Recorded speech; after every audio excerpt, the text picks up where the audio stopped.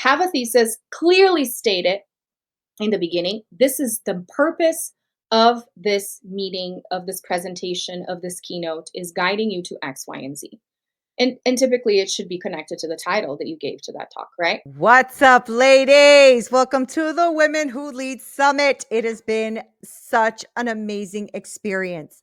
And today I am so honored to introduce you to this extraordinary speaker, coach, storyteller. This is Marta Spurk. And Marta is a professional singer. She's a TEDx speaker, best-selling author, and speaking coach to, especially for those who want to really establish this in their business, right? To transform their message into a powerful signature talk. Now, I know you guys know how important it is to show up, and especially with storytelling, that is a gift, right? So through her expert blend of storytelling techniques and strategic coaching, Marta empowers her clients to inspire audiences, amplify their impact, and unlock new income streams through speaking engagements. That's what I'm doing this year. I have told Marta this. I am going to be a speaker this year. Hell or high water, I'm doing it, right? So whether through her coaching programs, keynotes, podcasts, or award-winning book, The Empowered Woman, The Ultimate Roadmap to Business Success. Yeah, y'all heard that. Y'all better pick that up. Marta has helped countless entrepreneurs leverage the power of speaking to grow their businesses. Now, today, Marta will share with you her expertise on speak to scale, using speaking as a powerful marketing tool to grow your business. Now, she'll walk us through how to use this speaking as a strategic marketing tool, because it really is. And it's something that I want to do this year, is to leverage the stages and get on there. So get ready, y'all. Get your pen, get your pad, because we're going to take some notes, okay? Please join me in welcoming this amazing woman, Marta Spurk. Marta, how are you? Great. Thanks so much for having me. I'm so glad you're here. Okay. So I fell in love with you the first time we met, and then you were like, okay, I'll do it. I'm like, yes. So here you are. So glad to have you. I know that, this is like the thing, right? Speaking is a huge advantage in your business. And I'm noticing it more and more, where people are talking about how you can sell from the stage, how you can present from the stage, storytelling from the stage. That's so huge. I remember going to an event once, and the guy was so boring that I found myself, along with all the other participants, looking at our phones. Right. And I said, that's what I don't want to do. Right. You know what I'm saying? Like, I don't want to be that guy. I felt bad for him, but it's at the same time, like, this is a skill, Marta. This is a skill, right? And so I wanted you to start us by saying, like, why, for the women who are here and like, I don't know if I could speak on stage. Why is speaking such a powerful marketing tool for business owners? Like, how is it that they can use this to scale their business? Well, first and foremost, thank you for saying that it is a skill, meaning there's hope. We can get better at it. We just need to keep doing it. It's like another muscle that you need to exercise. Speaking in front of an audience, no matter how big it is something you get to practice and you get better at it. We have to do it. You can't just, practice in your mind. But why is speaking such a powerful tool? Well, you hear it all over the place, and probably from your business coaches. You need to establish yourself as an authority, right? And how do you do that? You create a website, you create social media accounts, you start posting on there. Well, guess what you do when you stand up in front of an audience? You are instantly elevated as an authority and a credible authority, because why would somebody put you in that position if they didn't trust you, right? And why would you go through the trouble? Because the majority of people are scared. There are statistics out there that say that second to death or something crazy, the biggest fear is of public speaking. So it's something very daunting for the majority of humans out there. So when you decide to separate yourself, and business is all about how are you different, right, from somebody else that's doing the same thing. Well, if you're courage enough to stand up in front of an audience, you are separating yourself, right? You are making yourself different. And then there is the trust piece. So when you open your mouth and you start sharing stories, we talked about storytelling, and you especially let people know that you weren't born where you are today. That's what's so encouraging about hearing a speaker, and especially when they decide to be vulnerable and share their beginnings, right? Or how things weren't as they are today. I always like to say, I didn't come out the womb. speaking the way that I do and knowing the things that I do. And none of us have, right? And back to the skill piece, it's something you get to learn. And for me, especially, English is not my first language. I'm originally from Brazil, like born and raised in Brazil. And so this goes to show that there is hope for anyone. It's just a matter of really understanding the power of this tool and then being confident in yourself. And you're not just going to wake up one day, I'm so confident, I'm going to go speak. You're going to have to force yourself, which is the same thing that we did to start our business, right? To continue our business. It takes that daily trust in yourself. And here's the thing, the more you trust yourself to put yourself in that vulnerable position, the more people will trust you because, again, you're prominent and they're like, wow, I want to reach out. And I mean, talk about separating yourself in a networking environment, for example. You can attend as many meetings as you want, but when you're a speaker in one of those meetings, guess what? People see you differently. And you get to touch more people than if you were just an attendee, right? Because as an attendee, you connect with one, two, three people, five tops in a networking meeting, for example. If you're the speaker that day, everybody gets to hear from you and then connect with you afterwards and talk about follow up. There's a point of connection. Hey, I was in the meeting where I was the speaker. Thank you for being there, right? So I mean, the possibilities are endless. I could go on. That's so good. No, Good. that's really, really good, right? Because Um, when I was asked to be a speaker at this big event, Madeline Albright was there, right? Mhm. And she was the guest keynote speaker, and I was the special guest speaker right after her, right?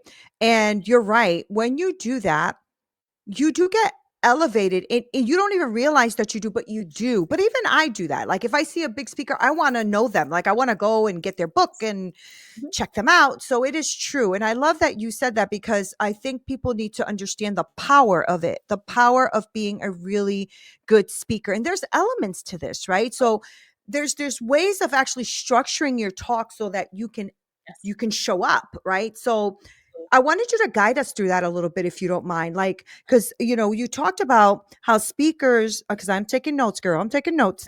How how becoming a speaker really does elevate your authority. And I Mhm. couldn't agree with that more. And then it has how it separates you, but also drives that bit of trust, right? And we all know now the way people are shopping is they have to know, like, and trust you. This is a true Yeah. thing. They have to Mhm. know you. They have to be able to find you somewhere. They have to be able to trust you and know that you're a real person and not like BSing them, right? Totally. So I was wanting you to take us through the key elements of a powerful signature talk, like something we can start mapping out, putting together, right? That will start to captivate the audience so that we can really start to use this to drive growth in our business. Because Yes. elements are important and we really need to know that. Yes. Anyone can, I mean, not anyone, but with preparation, I guess I should say, you could stand up and talk, right? But when you have a structure, when you have a specific game plan of where you start, where you take them, where it ends, where they go from there, it makes it even better. So the very first thing is start with a story. I tell my speaker clients all of the time, it's fine if you get up and you're nervous and you end up saying, thanks so much for having me. My name is Marta Spurk, and wow, it's a little chilly out there. You're going to get nervous. You're going to forget the game plan. It's okay. And it happens to all of us. However, the more you do it, and here comes the skill piece, right? The more you practice, practice starting with a story for so many reasons. One of them, it's a pattern interrupt. People are expecting you to start by saying, hi, thank you so much for having me. When you don't start that way, they're forced to pay attention. And you were talking about a speaker that was so boring and people were on their phones. That's exactly what you want to avoid. And the way to avoid that is to captivate them with a story. Because isn't that what happens when you start reading a book? When you start watching a movie, you have no idea who the characters are, where they are, what's happening. So you're forced to pay attention at least for the first 5 minutes and then decide if you're interested or not. But you are forced, right? So that's what I recommend. Start with the story. And here's another tip, start from the middle of the story. So there's layers to this, right? There's layers of complexity to this, but start with the story. If you want to say 999, whatever, that's okay. Or if you want to say, there I was sitting in that cold, hard floor, people's brains can't help but take them there. They start imagining it, right? Even if they don't know exactly what the floor looks like, whatever it was, it's such an amazing tool to get people to pay attention to you and to what you're saying. So start with a story, and preferably a story that has to do with the main point of the talk, right? So if your talk's talking about challenges, then pick one of the biggest challenges in your life. And so that's what I do. I was just telling a client, you're going to create this arsenal of several different stories depending on where your talk is going to take you. You pick the stories that have to do with that topic. So whenever I'm talking about big life challenges, I talk about when I discovered I was having triplets. Talk about, a shocker. You hear the audience gasp if you set up the story correctly, right? Or I talk about being an immigrant, moving, for leaving everything behind. All of us have those kinds of stories. You just have to find them. So then after you tell that story, you tie it in with your main point. So I have two degrees in English. I worked at the Writing Center at my university, alma mater, in the University of Colorado, Denver. And I learned quite a bit about argumentative essays. And I really encourage you to start looking at your signature talk like an argumentative essay. So you have to have an intro and you have to have a thesis. So what is the main point? Where are you taking these people? And you'd be surprised. There are many people that start a talk and they have no idea where they're taking that audience. And that is such a waste of the opportunity of being in front of people. So what is the thesis? In the next several minutes, I am going to share with you 3 steps to X, Y, and Z, right? So I always say what I teach is very meta because this is what I'm doing right now. I say in the next several minutes, I'm going to share with you how to build a powerful signature talk. First thing, start with a story. Second thing, right? So you get to guide your audience. And especially since it's not a written text, it's the spoken word. It's so much easier for me to follow along if you give me the structure of a text, right? Because even reading sometimes, how many times when you're reading a book and then you get distracted and you're like, I have no idea what I just read and it's been 3 pages and you have to go back. Imagine somebody sitting in the audience and there's nothing for them to grab a hold of, which I could have a whole separate conversation about slides and how I think there should be very minimal text in slides because you want people to be paying attention to what you're saying. Anyways, have a thesis, clearly state it in the beginning. This is the purpose of this meeting, of this presentation, of this keynote is guiding you to X, Y, and Z. And typically it should be connected to the title that you gave to that talk, right? And then you go and you break it down. So if I told you I'm going to share 3 steps to creating a powerful signature talk, let's begin with step number 1. People love that. You may think it's too literal and that you have to make it flowery and crazy. No, please don't do that. It's really hard to follow. And please don't say, I'm going to give you 32 tips to create the best signature talk. That's when people are going to start pulling their phones out and falling asleep. Okay. 3 tips, 5 tops, right? Because it's really hard to follow through. Again, because it's the spoken word. So start with your first point and make sure you have a game plan for each of your points where you're going to share a definition of that point, some stories to really illustrate and back it up. And here for my entrepreneur friends is when I say, bring in some client testimonials, right? So if the first point in my talk, very meta here, teaching about signature talks is storytelling, I can say like one of my clients. I'll give you an example right now. When I told her, think about a story that really ties in with your thesis. And she said, oh, I know. I remember it vividly. That's the best story for you to pick, is the one where you remember it vividly, because that's how descriptive you're going to get. And that's how you're going to engage people. So she is an esthetician. She's a doctor. And she struggled with her self-image and with her weight for a long time. And she said, I remember being 16. I was looking at myself in the mirror, brushing my teeth. And I thought to myself, how many calories? I wonder how many calories there are in this toothpaste. So talk about a powerful way to start a talk and engage people, right? So you start, and then, so here I am describing my first point. So describe that point and preferably with a client example because it adds to your credibility. And then give them an activity. So this is where you can be creative. If you're doing workshop style, you can give people a task or an exercise. Let's do this together. What is a story that you could start your signature talk with? And I could either give them some time and move on, or I could say, show of hands, do you have something, right? Depending on how much time you have, you can add more pieces to this. And this is what I love about the structure of the signature talk that I teach, is that it's kind of like a train. Depending on how much time you have, you can shorten it, take some cars out, or you can put some cars in, add some more detail to the story, right? Or You can use up some of your time by asking the audience to share. And sometimes people will share for a while and you're going to have to rein them back in. But these are all strategies to lengthen your time if you have more time or not. So have a game plan for each of your points. Make sure you wrap it up for each of the points, right? So this is point number one. Okay. Now let's talk about the second thing that you need. Be very literal like that because people need to follow, and especially for the note takers, that's just music. How many times were you taking notes in a presentation and you missed the point because they rushed through it? Or there were 32 points. How the heck are you going to keep track of all of that, right? So that's why I say keep it simple, 3 to 5, and reiterate them many times. Think about it like a filing cabinet. If all of the drawers are all open at the same time, you can't see what's inside. So when you open one, you close it before you open the next one. Do that, please, for the sanity of your audience and your own sanity, and also for to have a greater impact. And then have a conclusion. And usually the conclusion, the best conclusion, is the conclusion that closes the loop and brings back the story from the beginning. And this is what I do in my TED Talk, and I encourage my clients to do with their talks is I say, well, you may never see 3 circles on an ultrasound screen like I did, I can guarantee you that if you really look hard enough, you will find opportunities to forgive, to empower, and to transform yourself, which were my 3 points in my talk. So I do this with everything, and it just works really well because, again, it's a logical sequence and it's easy for people to follow. Okay, so I have to like ask about the triplets, right? Sure. Because you have my brain going the minute you said that. I'm like, wait, did she really have triplets? Did you really have triplets? And you're good? Yes. You okay? Yes, I did. I'm hanging in there.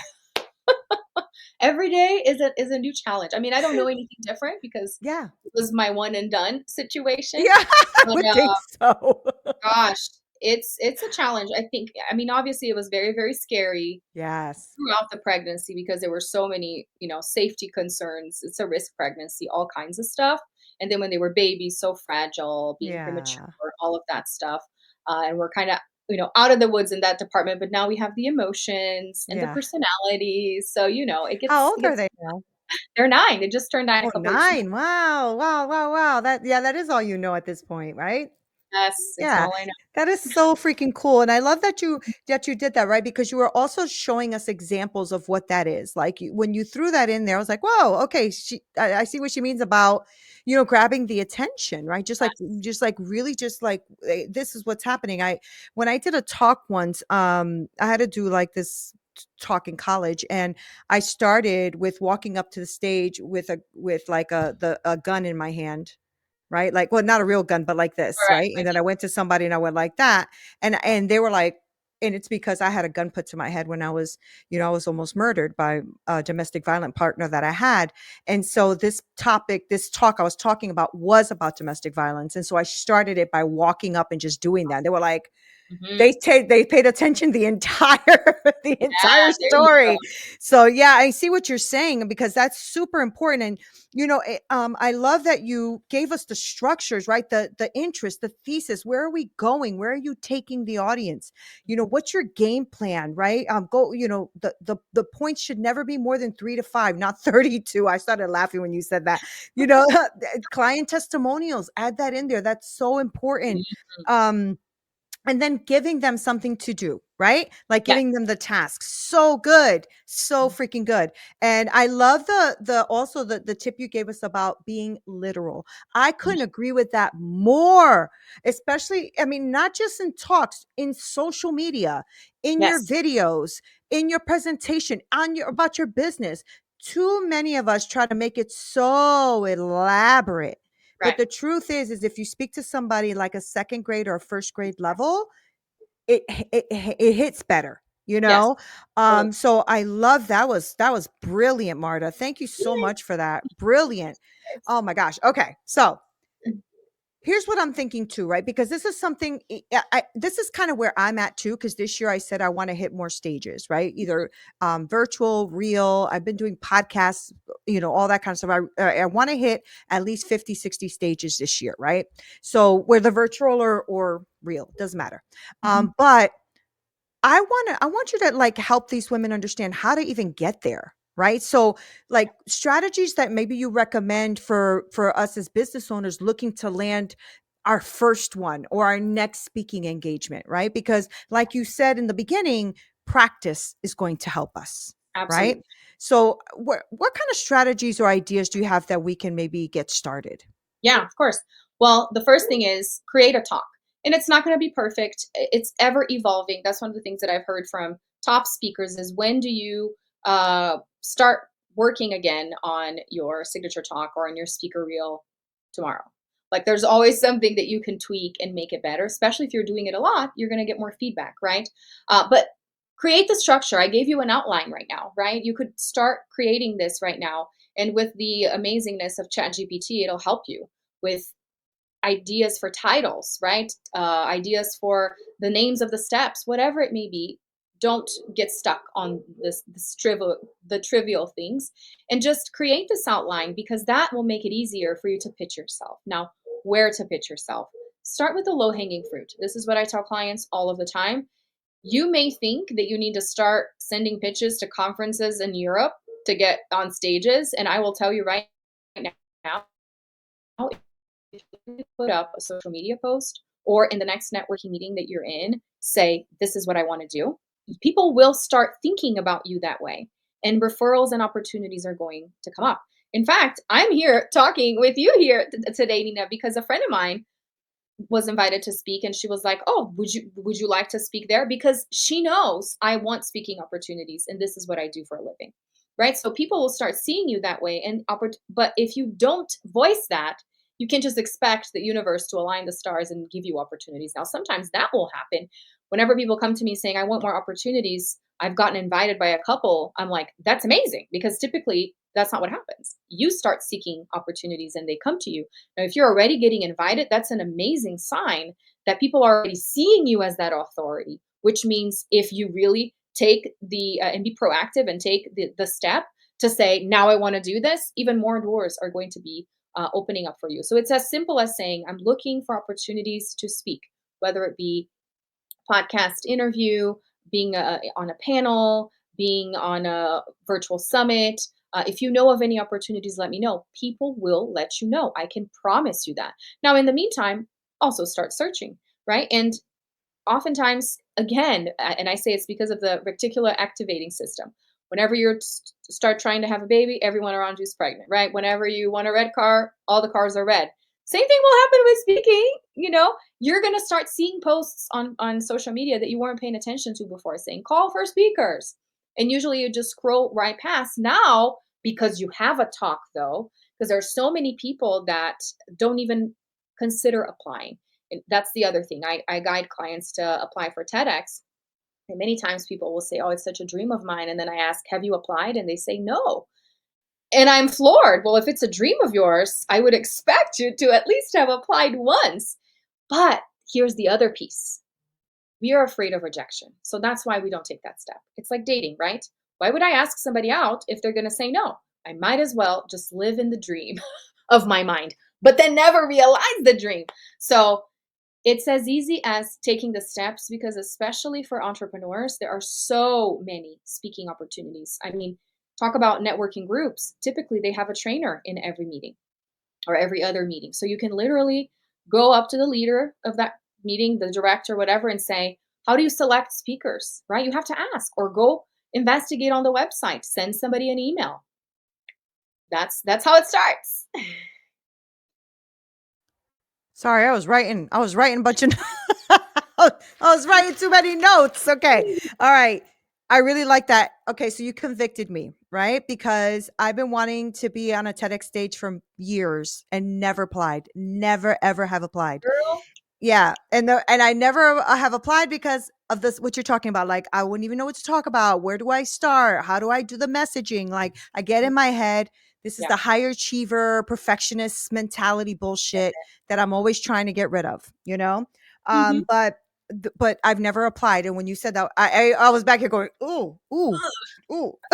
Marta just low she done backslap me over here. Okay. blow.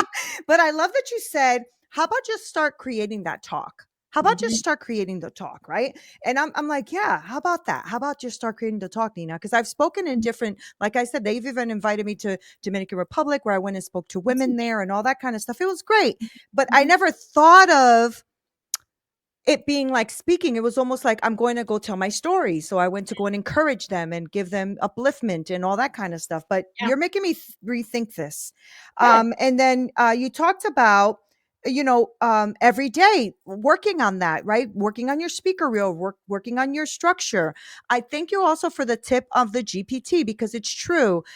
You can go on there and say, hey, I want to talk about this, but I need titles. I will say though, ladies, that don't have it write it all out for you Right. because you're gonna sound like freaking Chat Yeah. GPT. No. Right? You agree with that, right, Marta? Yes. No, totally. Yeah. And I also believe you should keep scripting to the minimum.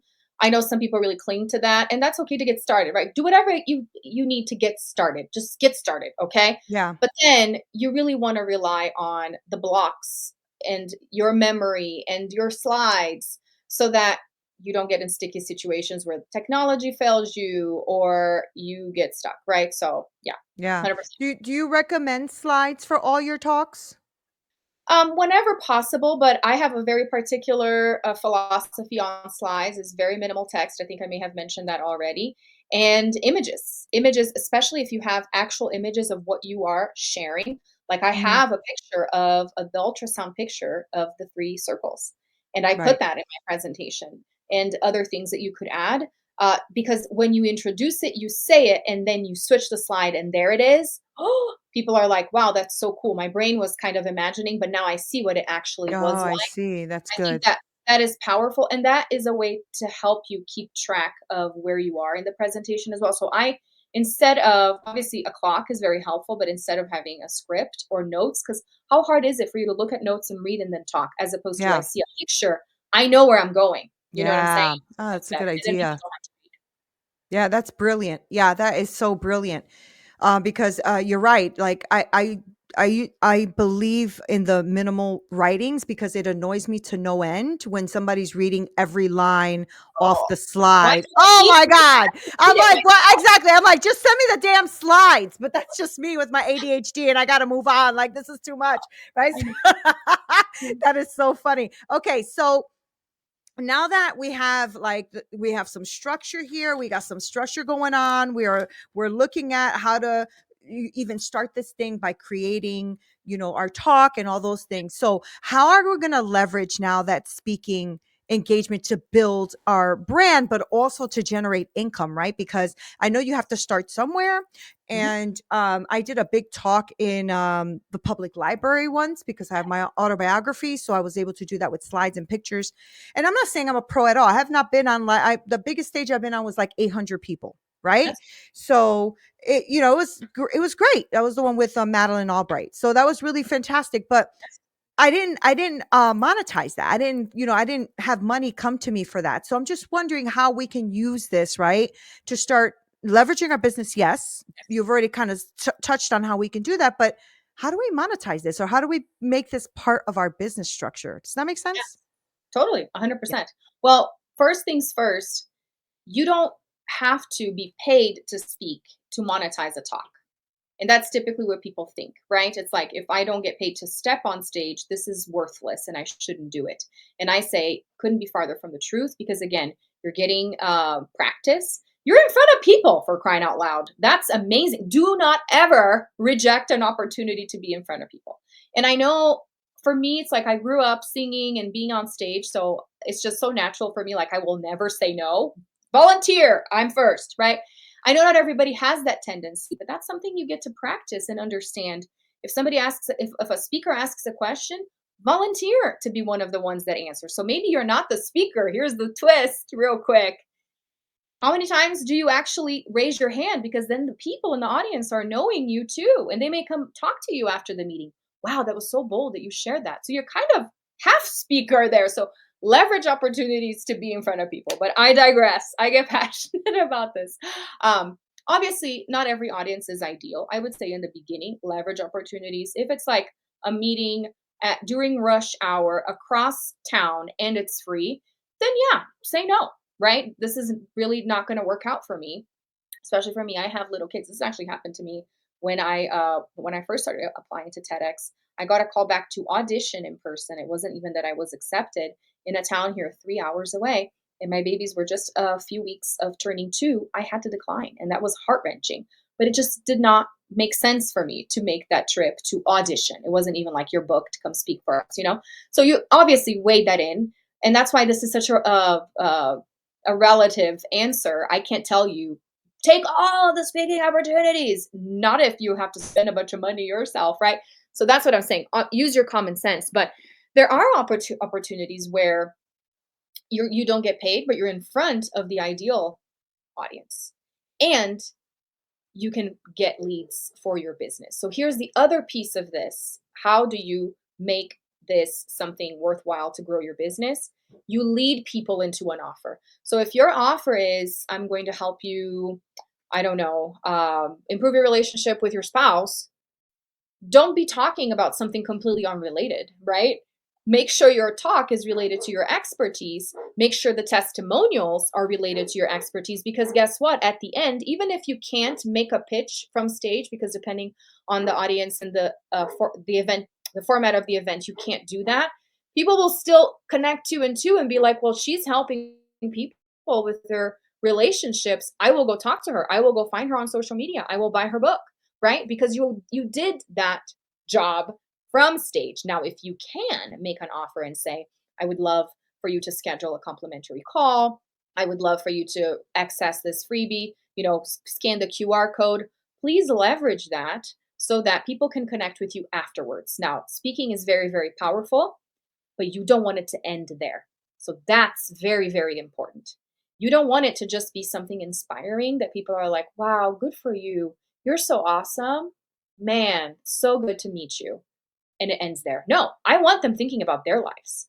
I want them thinking like what you were saying, Neena, dang, I guess I need to do this, right? You want them convicted. You want them feeling that, because why? That's a step closer to, I need to talk to you in private afterwards. Let's have a conversation and see if you have any suggestions for me specifically, right? Because even many times, if you're really doing a good job in your talk, they will feel like you're talking specifically to them. Like it's almost like you were in my head. Absolutely. That was my goal. And the way that I did that is because I'm so good at my job, at my expertise, and also because I'm a very skilled speaker. So that's how you grow your business, is whether you are paid to be in front of people, which is amazing, but nobody starts there. I mean, there are people that get paid 20 grand. They get flown around. And I am not at that position. I'll just be 100% honest. And for a long time, I felt like imposter syndrome to even guide women to speak more, because and I'm not in a position because I have small children, right? But I'm still very successful at my business and what I'm doing, because I will not deny opportunities to be in front of people. And I leverage that um, as best as possible by carrying people through to my offers afterwards. Yeah, that's brilliant, right? Because that's one of the things I think we forget to do on stage is to give people a next step, right? Yes. Leverage what we have. And you're right. You don't have to have a speaking or a paid opportunity, I should say, but you can ask the host if you can, mention your book on stage or have a table in the back or something, right? So I love that, because you're right. I think it's that next step piece that gets us sometimes a little bit stuck, because we don't want to sell from the stage, or we feel crummy selling or all that kind of stuff, when really you're giving value. And Yeah. if you look at it that way, like, I'm just going to really give them a lot of value, and Mhm. they may be able to use this to move themselves forward in whatever it is you're teaching. I think we could change the game when it comes to Totally. that, right, Marta? Because we 100%. we get stuck. Yeah. Yeah, well, and here's the other thing. You've gone so far as to step in front of an audience and do a scary thing, like I was saying in the beginning, and now you're not going to leverage that. It's, to me, uh, even worse than when you create amazing inspirational posts on social media and then you don't say, this is exactly what I help clients with. Send me Right. if you're interested. Like, what's the point of the post? Right. No, no, it's very, very true. And I did that for a long time where I wouldn't put a call to action. It would just be a great post and people Yeah, would love it and leave a bunch of comments and I still wouldn't tell them what I was doing. And I'm like, girl, that's why you ain't making no business if you ain't telling them what you're doing. Right. And yeah, like we have to stop that mentality and that mess because the truth is people want to know because you may yeah, be able to help them. exactly. We are the ones that get up in our own heads about it. Totally. People are not afraid of it. They've seen it many, many times. It's not like a new thing, you know. Oh, So yeah, yeah. yeah. So I wanted to kind of maybe wrap up with this Mhm. because we're talking about speaking on stages and leveraging our audiences and you giving us the structures and all this great stuff, but I know that there's people because I speak to them who are super nervous about public speaking. Like you said, it's like the second thing after beside death, which is crazy to me, but I actually have heard more than one speaker say that it's true. Mhm. um so what do you think should be their top things for them to build the confidence that they need to really deliver a compelling talk and have impact and actually show up? Yeah. Well, I would say start with what I mentioned. Do you even speak up when you're in a group? Right? Because so many people are like, I feel so much more comfortable when it's like a one-on-one interaction, and that's okay. But if you have dreams and a vision that your business is growing and you're impacting more people, then you're going to have to challenge yourself, right? You're going to have to choose to be uncomfortable. And when somebody says, "Does anybody have any thoughts about this?" I do, and then share. Right? When it's lower stakes, or there are opportunities in networking meetings at times of, does anybody have an event coming up? Raise your hand and say, yes, I'm doing a masterclass next week. It starts as simple as that, right? And then volunteering to do something shorter. Maybe there is a segment somewhere in one of your meetings where you get to speak for 2 minutes. There are meetings that do that, like a showcase or a member in the spotlight where you get to speak for 5 minutes, for 10 minutes. Start there, right? You don't have to jump into, I'm going to do this keynote, whatever, for an hour. I mean, if you want to, by all means, but some people are so terrified of that. And I think we live in a day and age with social media where you get to do this anytime. You don't have to be invited to do a member in the spotlight or for somebody to ask you a question. You can press live on your phone and go on social media and say, I have 3 tips for you today, right? And create reels and whatever, maybe go on your stories, because then it goes away in 24 hours, right? I mean, there are really no excuses. It's a matter of doing the thing that you don't want to do. And isn't that with anything in life, right? It's just another piece. We know this. Um, just start small, but start. That's the main thing. And I hope I've made myself clear. Whether you have notes, whether you get super nervous and you say, thanks so much for having me when you start, it doesn't matter. Just get started, because you're going to get better. And I can say this for myself. I've always been the person that goes first, that volunteers. I have no fear of going. I mean, I get nervous, but I just do it. But when memories pop up on Facebook of like 8 years ago when I first started my business, I sounded like this. Hi, guys. How's it going? I sounded like a child. I wasn't like in charge like I am right now, right? So, and back to how I started this whole thing, I didn't come out the womb this way. No amazing speaker, no amazing athlete, no amazing whatever came out the womb that way. What you see today is a result of them not giving up, failing, falling, putting their foot in their mouth, messing up. In fact, there's a story that I tell when I'm speaking about speaking. I say that the first time I came to Disney World, I was ready to just like impress Americans. I was ready to be like the most amazing 10-year-old English speaking Brazilian Americans had ever seen. And then I messed up. Like the super simple interaction with the guy in Epcot, he asked me, "How old are you?" And I said, "I'm fine, thanks." And then instantly, by the look on his face, I realized I hadn't understood the question correctly, and I was mortified, but I didn't stop there. So that's my tip. Man, I freaking love that because we all have to start somewhere. And I want them to know how to start maybe with you, right? Because I know that you also teach this. You teach us how to do this right, how to do this well. So before we wrap up, I would like to know what you have for them, how they can reach out to you, how they can connect with you, all that great stuff before I let you go. Yes, absolutely. So I am offering a series of 3 videos that are pre-recorded called "Unleash Your X Factor." So I believe everybody has an X factor. You have something special to share, and I walk you through. I walk you through the outline of the talk. So I go into a little bit more detail of what I shared here. really the mindset of what am I afraid of, what is something that challenges me, and then the specifics of a talk, and even how to get in front of people as a performer and really see yourself as a performer on stage. So I cover all of that, and it's free. It's 3 different videos, and you can access it on demand. And then also, I'd love to offer a call. I call my calls story to stage evaluation. So we talk about your story. We talk about how to take that story to stage, whether you have been on stage or not, and how I could support you with my coaching.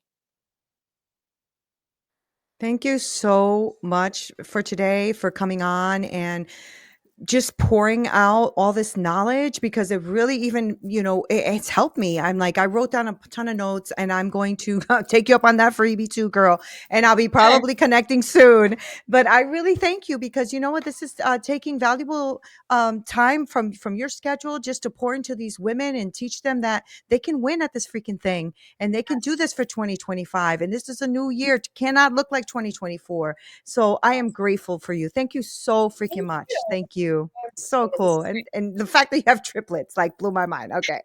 I was trying to do one at a time, and I didn't know if I was going to survive. I don't know about three. But ladies, thank you so much for hanging out with me and Marta. I told you, right? Unbelievable content and information. So we are going to make sure that you have everything, all of the links to everything that she's talking about, the way for you to connect with her, because I know a lot of you are going, wait, I want to speak this year. I want to be on a TEDx stage. I want to learn how to do this right. You know what? When somebody's already been there, done that, you really need to connect with them, because they know exactly what the next step might be, or what the outcome might be, or where you might get stuck in your own head.